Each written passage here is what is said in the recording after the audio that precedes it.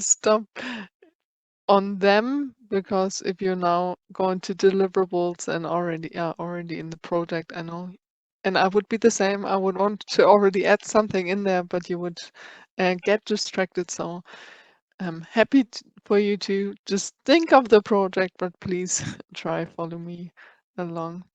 Okay, so as said, to the deliverables we would get by this stages icon. This would always bring us to the current phase we're in. So for in our case, phase 1, but also you could use the links here at the top. So yeah, if you not want to have a look at the current phase deliverables, but for example, phase 3 and 4, you could use the links here at the top.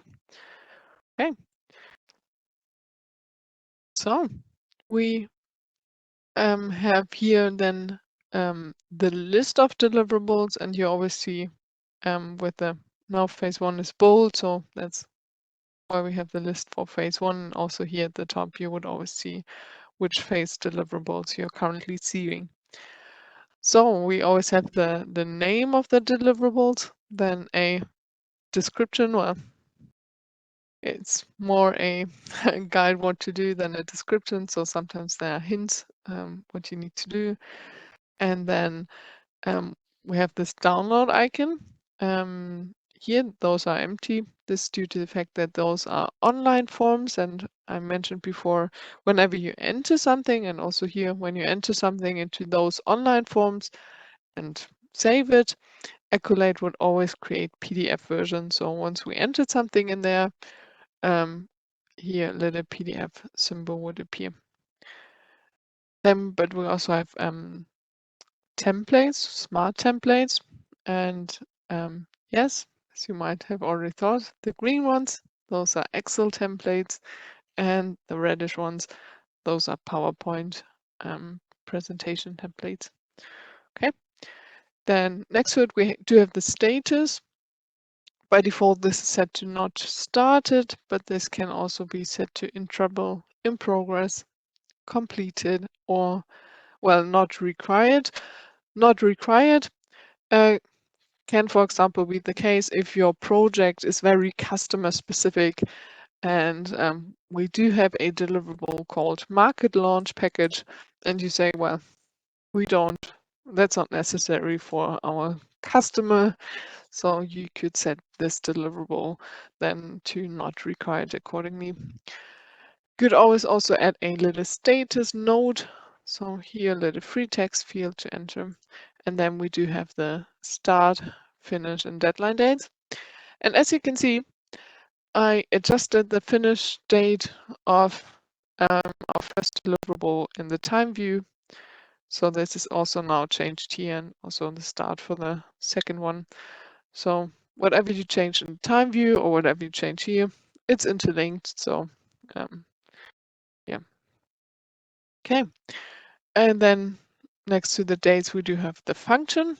And this is also where where the functions in the team on the team page are defined. So there we only have R&D and marketing. Now you wonder why only R&D and marketing. Again, A, B, and Y tool. This is what we could align on, that we require R&D and marketing. For sure, there are in many projects other functions also integrated. What you could do then is change the function here accordingly. For example, set to BDM and enter the corresponding BDM you entered before as additional user, for example. So this is where the function would be set. And lastly, owner. And this is a very important point because if you're not the project manager, but just a team member, you need to be assigned to a deliverable to edit those deliverables. So whenever you're in the project team, make sure the project manager also assigns you correctly so you can do the deliverables you should do. So those ones here. Okay. Now let's have a look how those deliverables. No, first of all, sorry. At the very top here, you also see a little filter symbol, so you have the option to filter those deliverables. So you say, maybe I only want to see my own deliverable, so you could click on select filters, select owner, and then, for example, we now choose Adrian. We apply the filter and now only see Adrian's deliverables. If we want to, yeah, go back and see all deliverables again, we click again on the filter, click this little X, apply the filter, and we would see all again. Right next to the filter, we do have this little show columns icon, and this one, there we can select what we see here on this list. So maybe you say it's enough for me to see the deadline. So you could tick the boxes for start and finish and could adjust accordingly to make it a little bit leaner. Or maybe you have a small screen, yeah, to make it easier to look. Okay. Now let's have a look how these online forms do look like. So just go on the very first one. So you would always just click the link here. And now a pop-up appears. As you see, I'm short-sighted, so this is already maximized.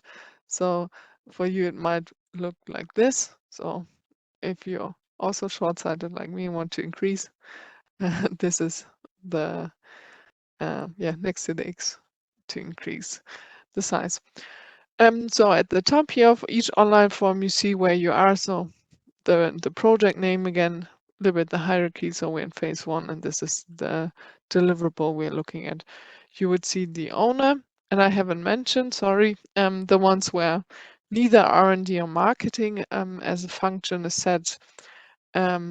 These can be completed by either or, so or the whole project team. So this is not defined who really should take it, so can be defined by the project manager.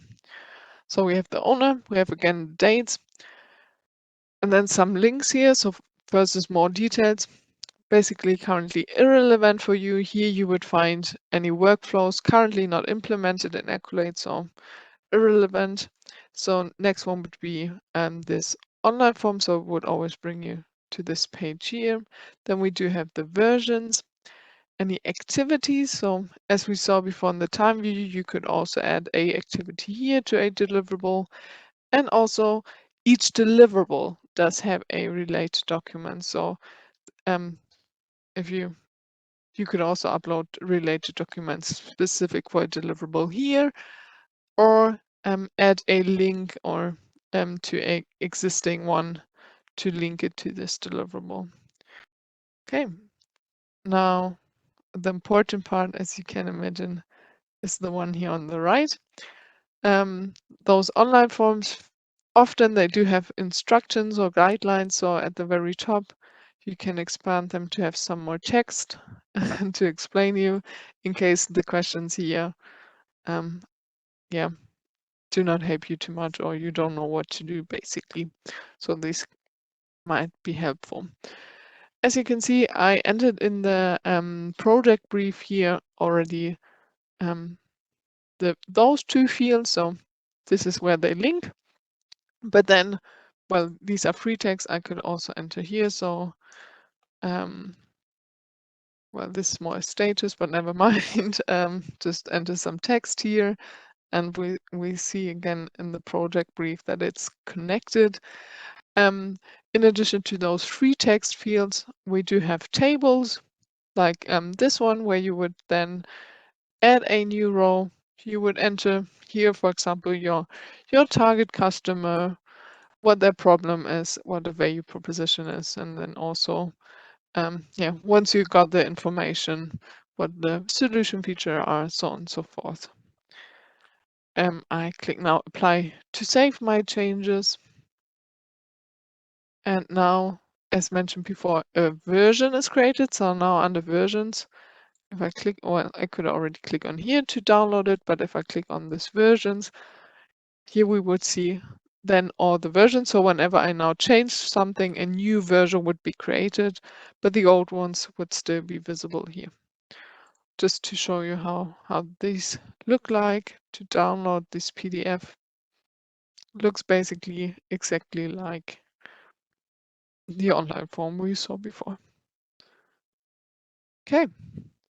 Now here on the left, we now have also directly the status and the option to change the status. So as I've already entered something, I would set it now to in progress. Now let's have a quick look again at my project brief. And I could also use now directly the link here in the pop-up. And first of all, let's have a look here. I see again, I added still ongoing, so this is where it links back. And also now as I changed the status to in progress, now the pie chart changes that we have one deliverable in progress.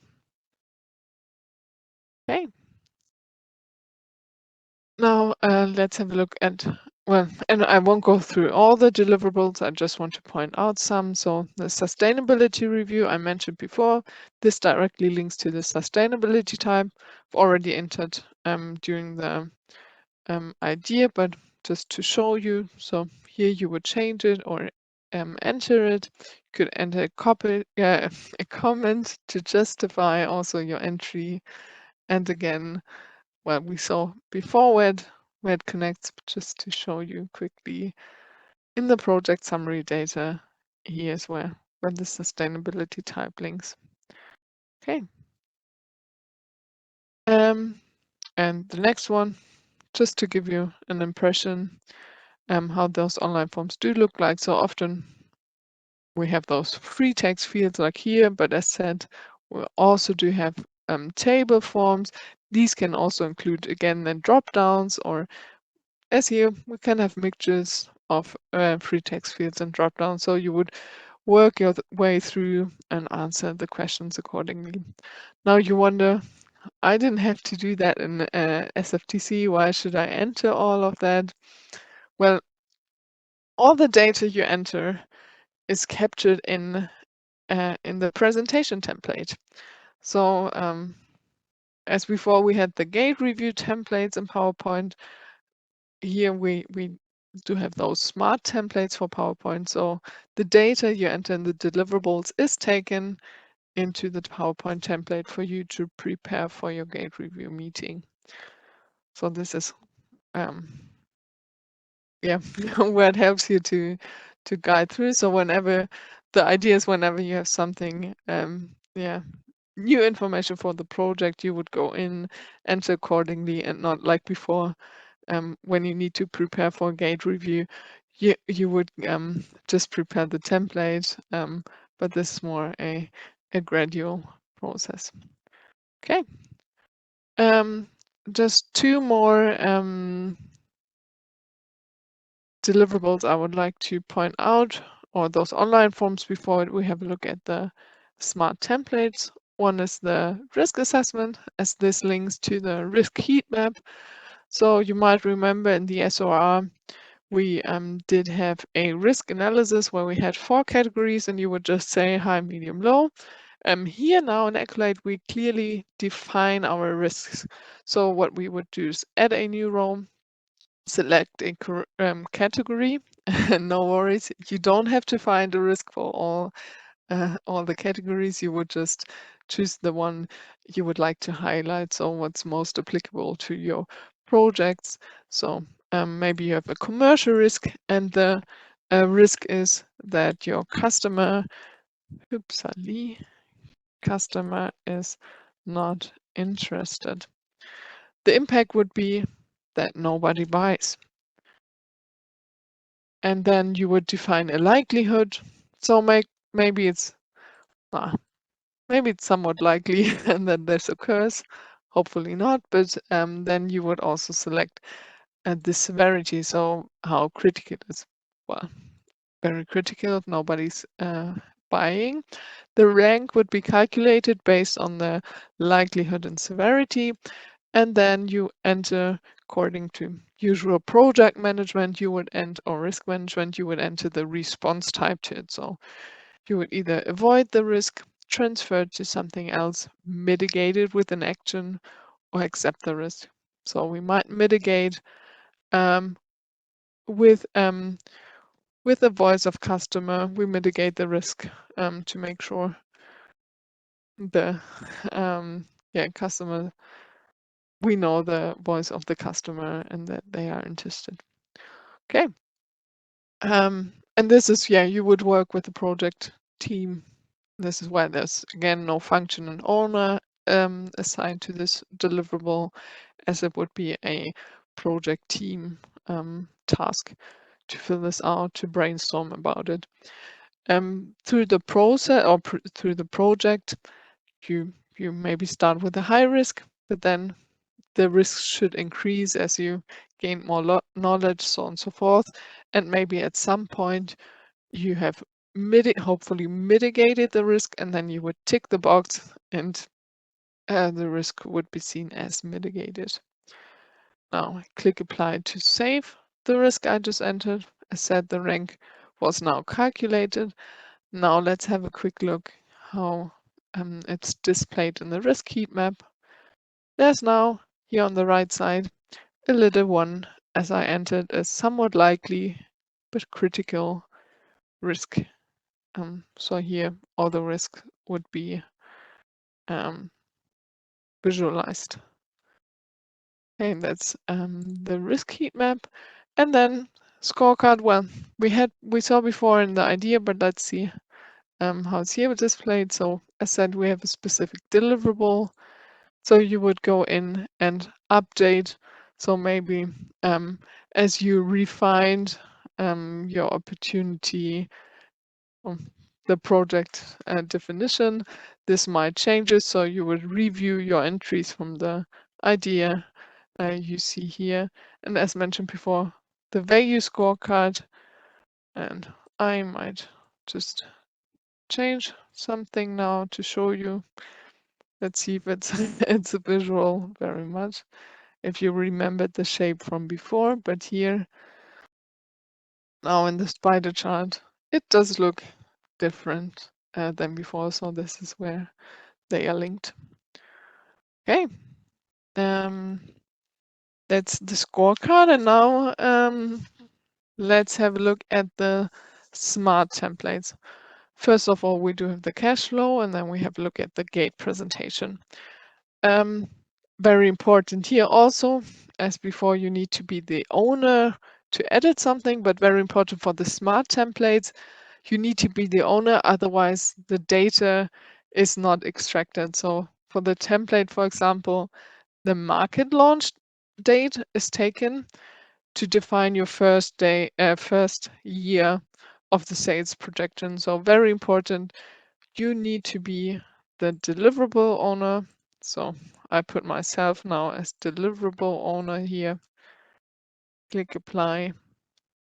Before I download the template, I could either just click on here on this little download template, or if I click on the deliverable itself under versions, if I click on the version, I'm already in the version, sorry. If I click here, just template, the Excel would be downloaded.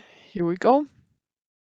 And I think most of us today are more R&D, so you can be lucky because that's the responsibility of marketing. But nevertheless, let me explain how this works. And for sure, you need to support marketing to fill this out. So what would be done? And first of all, you would see the name again, what phase we are in. And as said, the launch date is taken.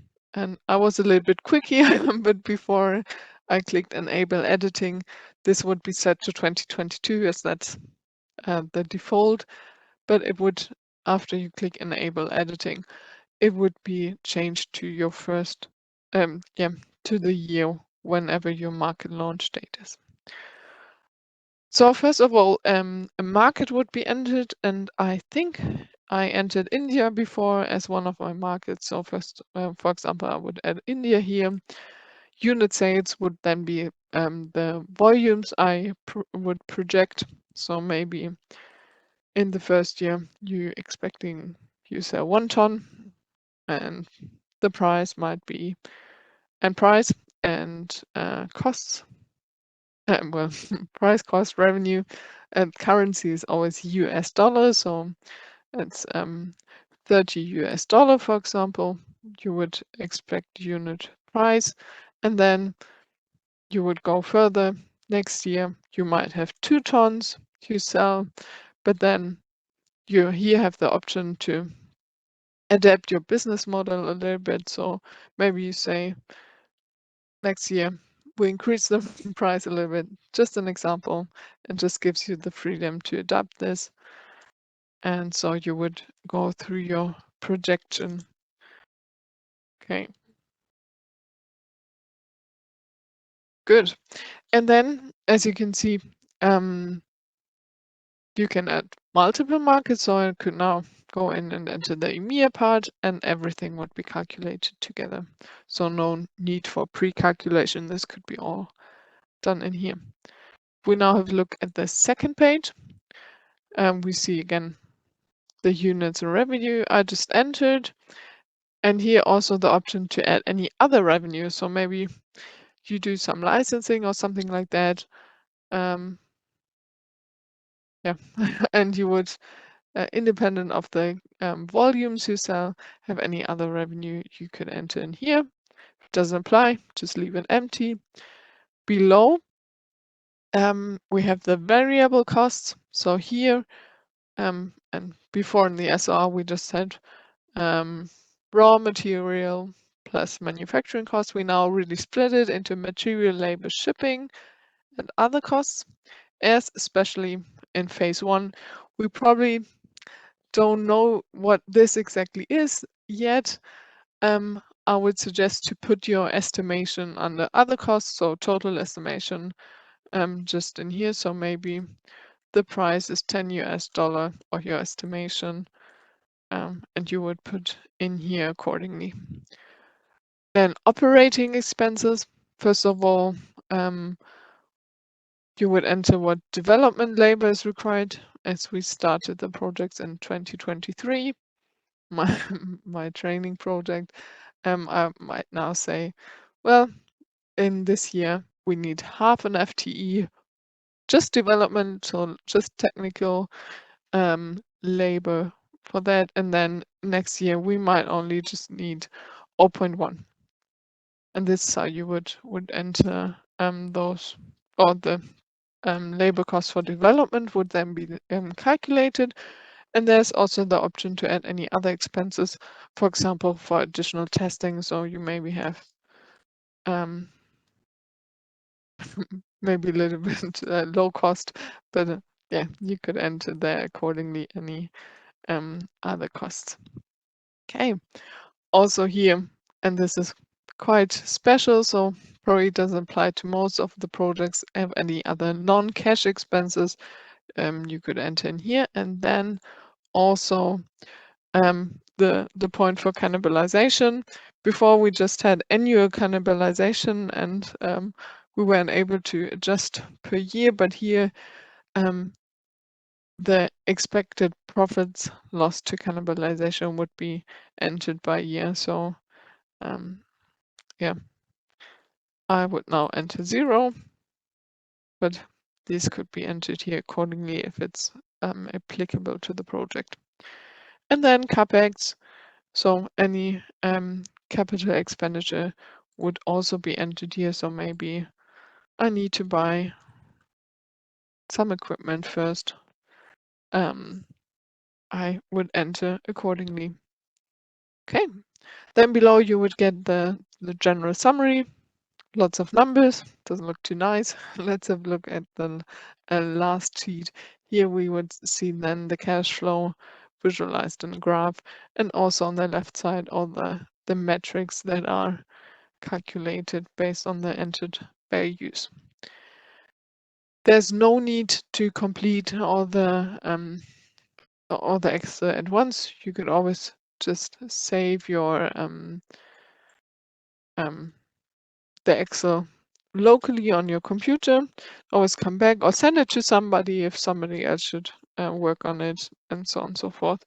Once completed, you would go back to your deliverable. So again, you would click on the deliverable link, and then here you would click on Add New, and you would upload the Excel accordingly.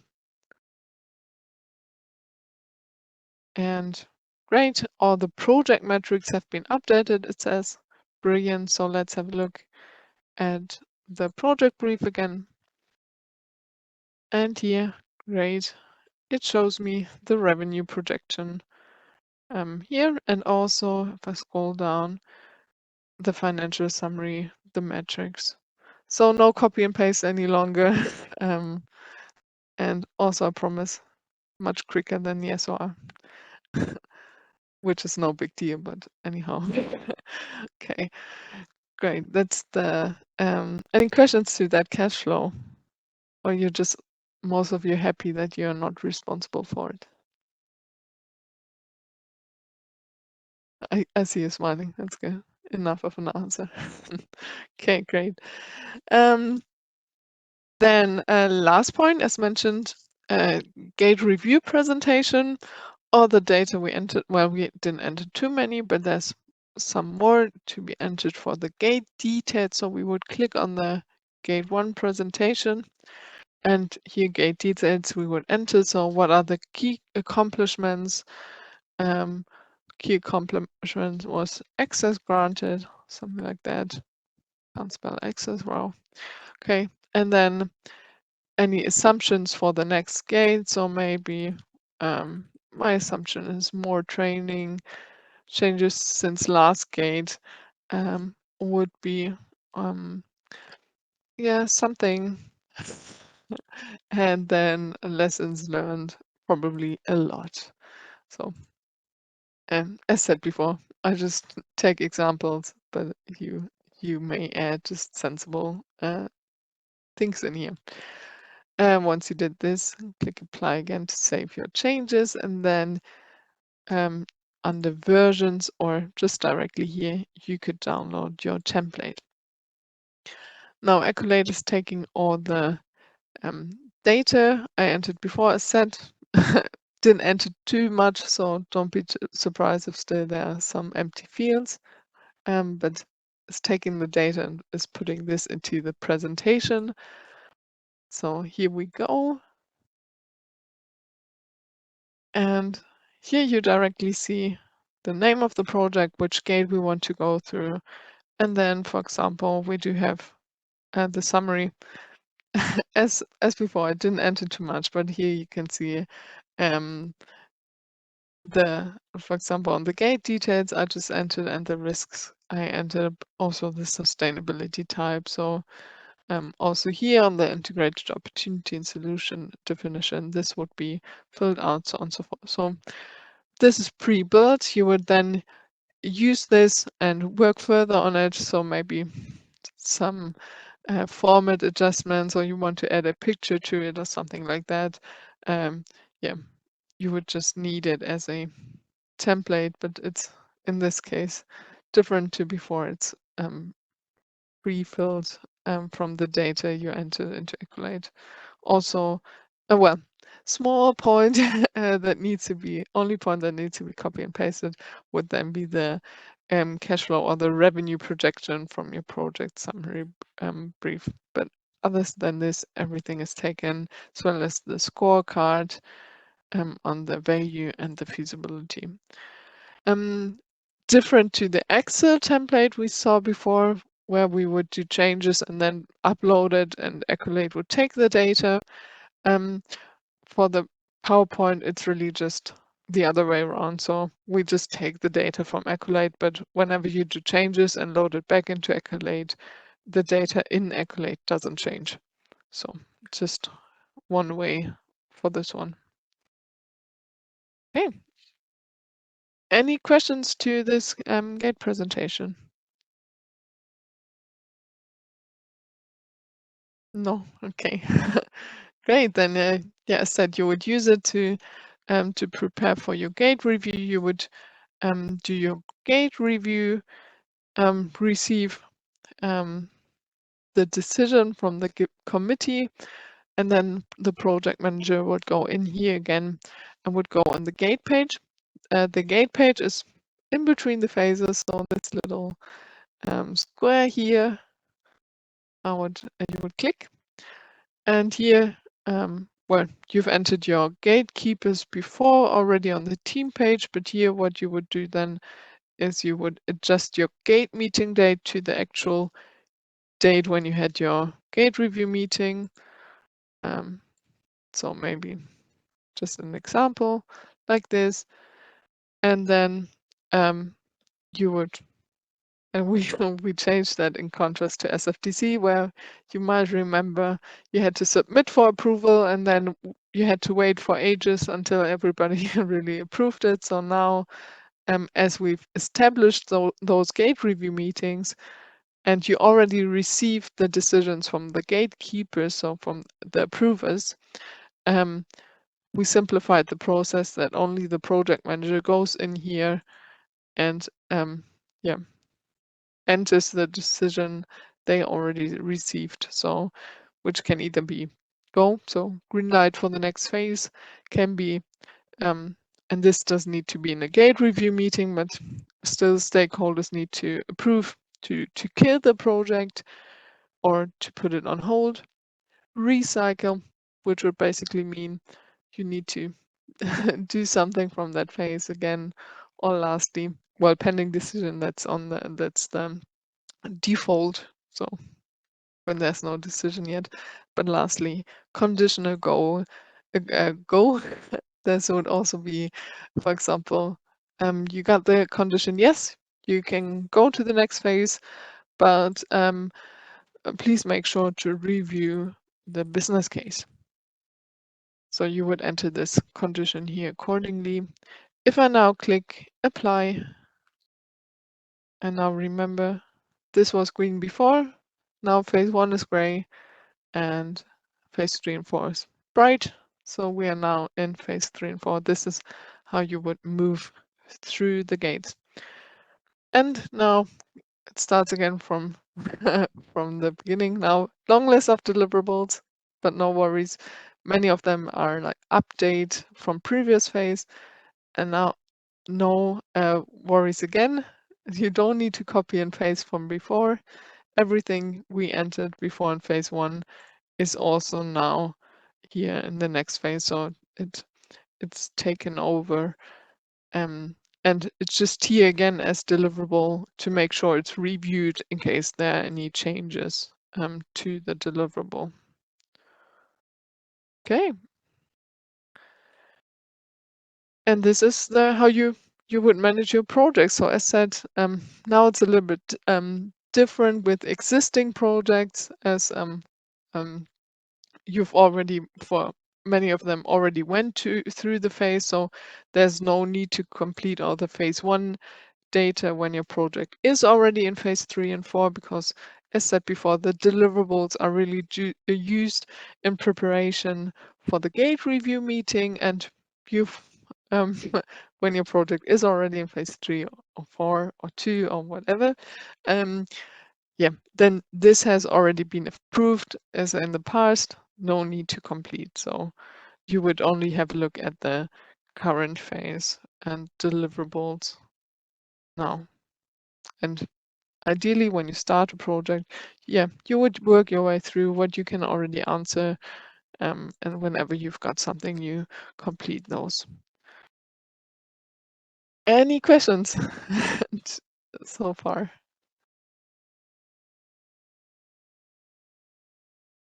No? All excited to get into your projects? More or less. All right, great. So this leaves us some time to have a look at the portfolios and how do you say again? No, it's not blame on me. No, that's shame on me. No, well, don't know. Never mind. I forgot before on the idea part to show, but well, it's a portfolio as well. But let's have a look for at first how ideas are represented, and on that you can click on idea and idea overview and selection. And here you will get a list of ideas that are currently in the system. So maybe before you submit an idea, take a quick look if a similar idea is already existing, not to duplicate anything. So you could also filter those as well. So this is how ideas are represented. Okay, then general project portfolio. So I go again to random project now in the system. And here, as we had before in the training project, we would always have the hierarchy. So to have a look at a portfolio, you could climb up this hierarchy. So maybe you want to have a look at all the CAI projects. So you would click here, one option. Other option, when you're on the welcome page, what you could do is click on corporate portfolio. And then, well, first of all, you have the whole avian portfolio, but then also here on the hierarchy at the top, you can climb down to CAI.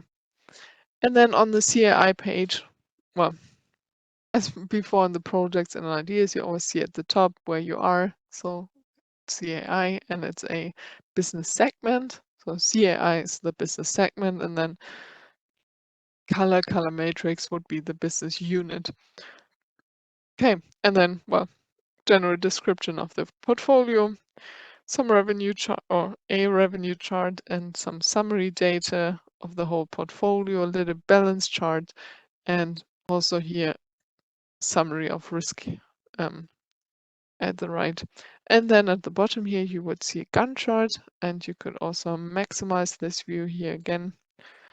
And well, SIPs not too relevant for us, but maybe here for color matrix, you can see then all the projects with the phases, and the black one, that's always the market launch date, but you can see then the representation, yeah, when they're moving out of the portfolio.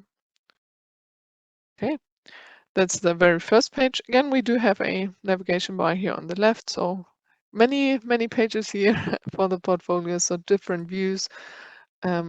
Well, we all do like bubble charts, but it seems to be that also lists are still required. So here's also then a list of projects, but then also, as said, everybody loves bubble charts.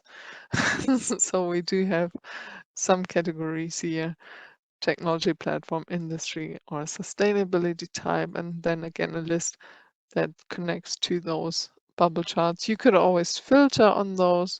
So for example, if you click on that one, many filters here. So you might say, I only want to see the global innovation projects. Click on apply. Something went wrong here. Interesting. Good. Good that I do that for once. I know what happened. Okay, we do have those active, so these quickly. Sorry for that. Like that. Now we click on it. Yeah, that's what I wanted to see. So this is how those filter would work. You need to make sure the others are not on equals and to see all of them. So yeah, could filter those accordingly. Okay. Then the next page, and this just shows you, now you say it's not relevant for me, just to show you how your data is then extracted into those overviews and then basically into reports. So project revenue data, expenses, capex, and always then the on each project, and then for filtering for regional overviews, how the splits are. And then we do have a POL page, and also here we're still building more, so we're just starting with the reporting part. This is now the POA page, and there's a NPD that will follow, and also you might have realized on the revenue, this is always just the revenue projection, but doesn't take any cannibalization into consideration. So also we're gonna have page on that But here on this PRL page, for example, you would see which phase the projects are by the NPV. So bubble size always NPV, and again, then also just PRL, but on the Gantt chart. And maybe a small point to point out here, for example, removing a pacifier is a project that we for now set on hold. So you would always see that on what the color of the last gate decision was. So that's a little on hold here because it's orange in contrast to the others that would be the avian greenish, green bluish one. Okay. And then portfolio balance, some more bubble charts. You loading, great.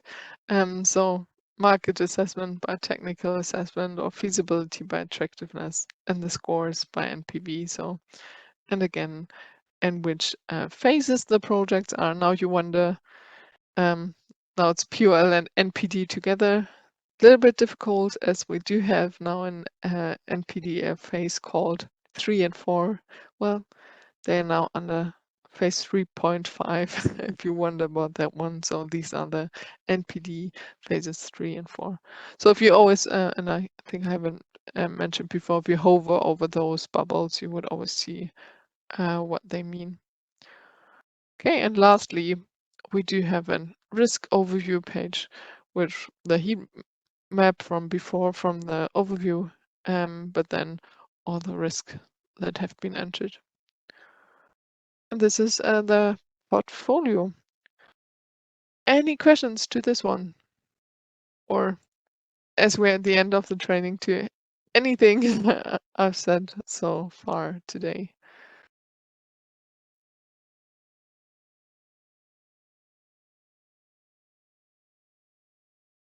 Okay, maybe small addition again.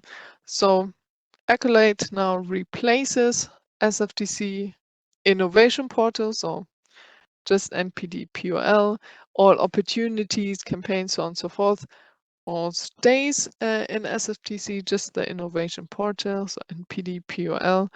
Now everything in Accolade. Vision for the future will be also then linkages with those other systems, so with SFTC, SAP, to really have the connection there.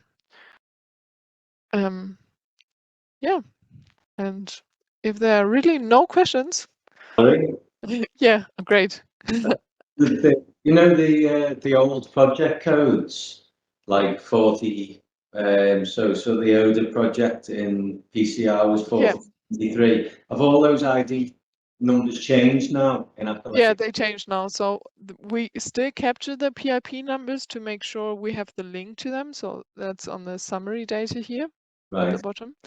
But the ID now, and then new projects that only go into Accolade and no longer into SFTC, they just have the project ID here at the top. Okay. So yeah, this changes now.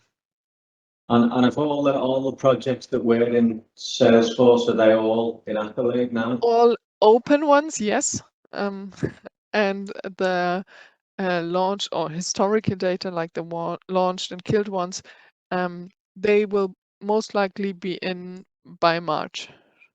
Right. So yeah. So no need to transition anything anymore. That has all happened. Okay, thanks. Welcome.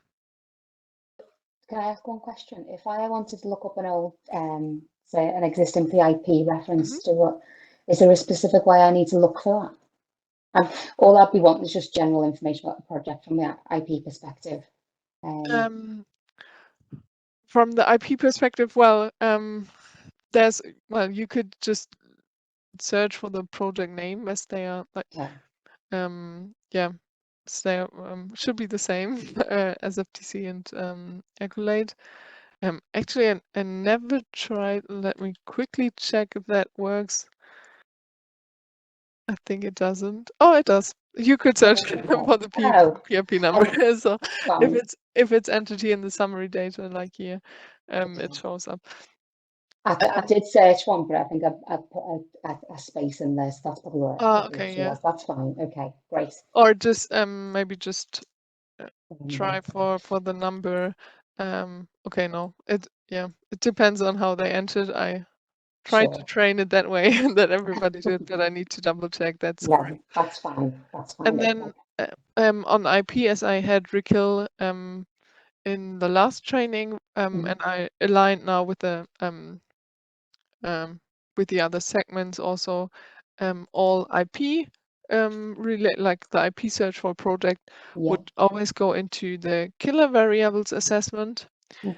And there we do have so-called IP assessment, which would need to be entered anyhow. So maybe at some point you're then assigned to this killer variable assessment to fill this out. But also then the best practice would be to just have the IP search documented here under related documents in this killer variables assessment. Great. Great, thank you, Valerie. Welcome. Any other questions?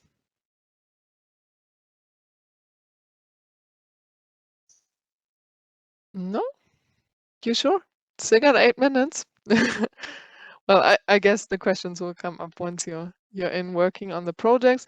I do have the support of some more super users. So in the PowerPoint, I will send you at the very first page, you will find this list of super users. So if you prefer talking to someone from your region or don't like talking to me or something like that, you can still reach out to those super users.